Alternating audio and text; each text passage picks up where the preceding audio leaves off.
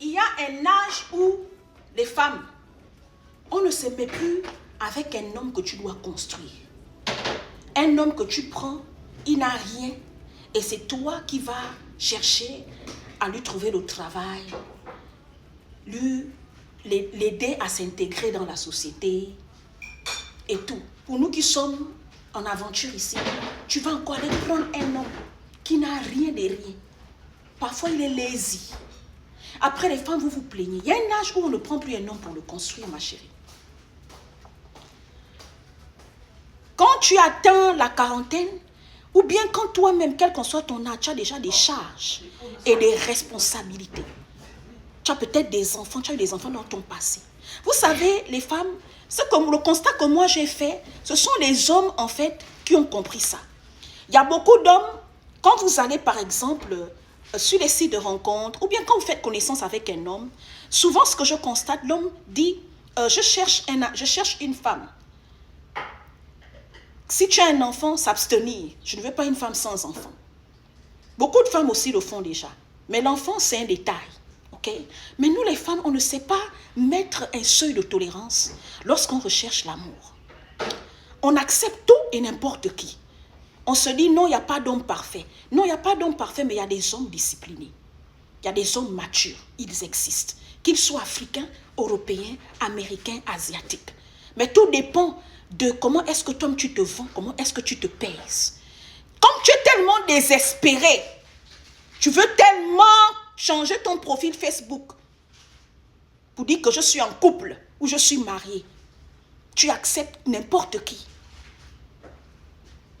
À un certain âge, quand tu as des responsabilités, des charges, ou bien quand tu as déjà 40 ans, 45, 50 ans, tu n'acceptes plus un homme qui n'a rien, qui ne peut rien t'apporter, qui ne peut même pas t'apporter un équilibre émotionnel, un équilibre moral, un équilibre, une sécurité émotionnelle, une sécurité psychologique, morale, mentale, qui ne peut même pas t'accorder une sécurité financière ou sociale ou culturelle.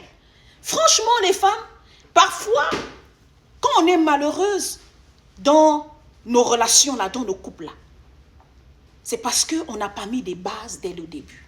En termes de statistiques, quand je discute avec certaines femmes sur Internet, en ligne, en coaching, je constate qu'il y a des femmes, elles sont tellement à la quête de la vie de couple, la vie à deux, à cause de la solitude qui bat son plein pour nous qui sommes en étranger ici, ou bien à cause de, comment on appelle, d'Internet aujourd'hui, tout le monde est en couple, tout le monde est marié, on rentre dans n'importe quoi, on se met avec n'importe qui. J'ai constaté avec TikTok, qui est devenu un site de rencontre, ce n'est plus un site de créateur, ce n'est plus une application de créateur de contenu. Avec Facebook, tu trouves n'importe qui, tu peux parler avec un homme, tu ne connais pas, et tu prends des engagements, alors que vous n'avez même pas encore appris à vous connaître. Les filles, tu ne peux pas connaître un homme ou une femme que tu n'as jamais vu, avec qui tu n'as jamais habité. Vous savez, la plupart des temps, ce que j'ai remarqué, c'est que les personnes qui s'aventurent dans ce genre de chemin, ce sont des personnes qui manquent d'estime de soi, de confiance en soi, mais c'est des personnes qui traînent beaucoup de casseroles. Je vous dis la vérité. Si vous êtes honnête, dites-moi ça en commentaire. Parfois, c'est des personnes qui traînent des casseroles. Parce qu'une personne qui a des bases, même dans sa propre vie, tu te mets des bases. Prends le temps de faire connaissance avec la personne, de rencontrer la personne, de fréquenter la personne. Ça peut prendre 1 an, ça peut prendre 1 année, ça peut prendre 2 années, ça peut prendre 6 mois, 1 mois, 2 mois, ça dépend de votre disponibilité. Mais vous devez la créer. J'ai discuté avec une abonnée hier. Elle est en relation avec un monsieur. Elle vit aux États-Unis ici. Le monsieur vit ailleurs. Elle ayant des moyens, elle se déplace beaucoup à aller rendre visite à son chéri. Et elle dit que c'est un monsieur qui est doux, C'est un monsieur qui est calme. C'est un monsieur qui est discret. C'est un monsieur qui est... Il est aimant. Il est timide, mais timide dans le bon sens.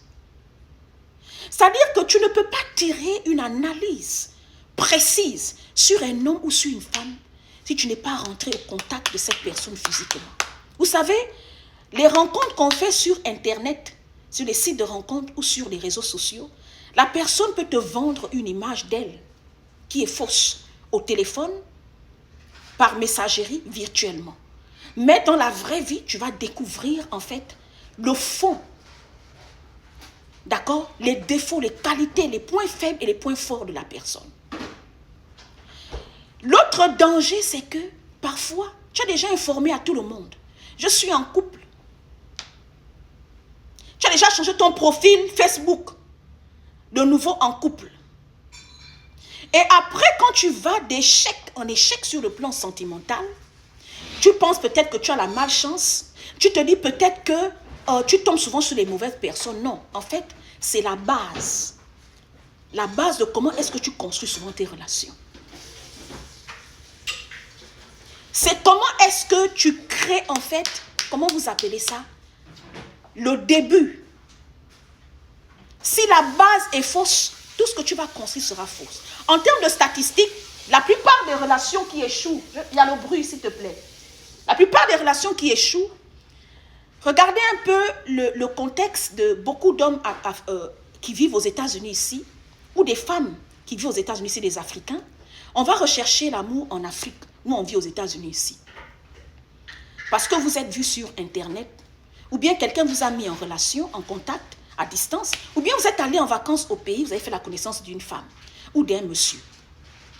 Et tout de suite, vous avez eu cette accroche-là, ce feeling-là, cette connexion.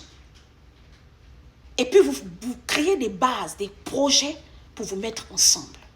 Et plus tard, toi, l'homme, tu pars rechercher la femme, tu l'amènes aux États-Unis. Tu es juste allé en vacances 2 semaines ou 1 mois. Tu penses qu'en 1 mois, tu peux connaître quelqu'un.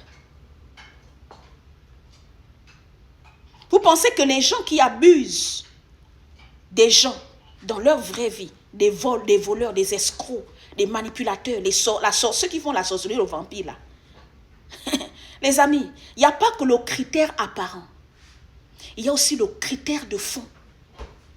La dignité. Des valeurs intrinsèques de la personne. Les valeurs qu'on ne change pas. Les valeurs qu'on ne change pas chez un être humain, c'est quoi? L'éducation de la personne.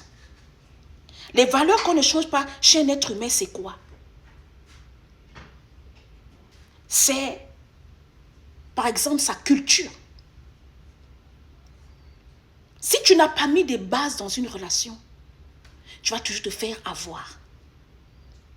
Je constatais que beaucoup de femmes qui sont en aventure, particulièrement aux États-Unis ici, quand elles recherchent l'amour, tu as plus de 40 ans. Tu es dans la quarantaine, dans la cinquantaine, tu peux encore chercher un homme que c'est toi qui veux le faire réussir. Ma chérie, tu es un sauveur. C'est toi, Dieu. Non. Tu peux attendre qu'il se construise à distance. Ou que vous commencez une relation, vous fréquentez, mais laisse-le se construire de son côté. Quand il va atteindre ton niveau, ton statut, le type de statut que tu recherches chez un homme là, vous pouvez vous mettre ensemble. Et ça vous donne aussi le temps d'apprendre à vous connaître. Le problème de notre génération, on a peur de la solitude. On a peur de la solitude. Et on compare souvent nos vies à nos amis, nos frères, nos connaissances, nos sœurs. Quand les autres se sont mariés, tu veux à tout prix te mettre en couple pour faire du proving. Mais parfois, tu n'es pas prêt. Beaucoup là, on se met en couple, en relation. On n'est pas prêt. Comment savoir que la personne n'est pas prête? Regarde son comportement. Quand il y a des problèmes dans le couple, la personne fait quoi? Elle va dehors. Quand il y a des problèmes dans le couple, la personne fait quoi? C'est les bagarres. C'est la violence conjugale. Vous n'êtes pas prêt. Vous n'êtes pas prêt à faire des concessions et des sacrifices pour mettre ce couple-là en marche. Vous n'êtes pas prêt. Et nous sommes une génération d'hommes et de femmes émotionnels. On se met en couple par émotion. C'est ce qui détruit la génération des couples d'aujourd'hui.